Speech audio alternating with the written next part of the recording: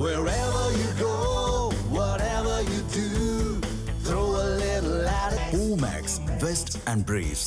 ஆக்ராவில் கடந்த 13ஆம் தேதி முதல் காணாமல் போன மவு என்ற செல்லப்பிராணி கிளியை கண்டுபிடித்துக் கொடுப்பவர்களுக்கு 50,000 ரூபாய் வெகுமதி வழங்கப்படும் என்று அதன் உரிமையாளர் குடும்பத்தினர் அறிவித்துள்ளனர்.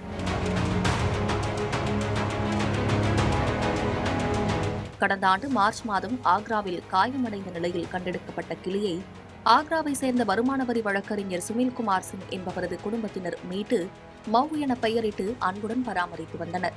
கூண்டில் அடைக்கப்படாமல் வீட்டின் உறுப்பினர்களைப் போலவே சுதந்திரமாக வலம் வந்த மவு குடும்பத்தினரின் பெயர்களை அழைக்கும் அளவுக்கு நெருக்கமான பந்தத்தை கொண்டிருந்தது.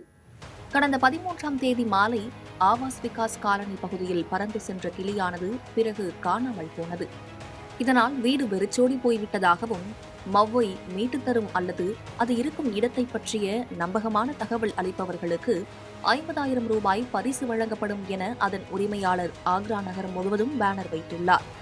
செல்லப்பிராணிக்கும் மனிதர்களுக்கும் இடையிலான ஆழமான அன்பின் பிணைப்பை இந்த தேடுதல் வேட்டை உணர்த்தியுள்ளது.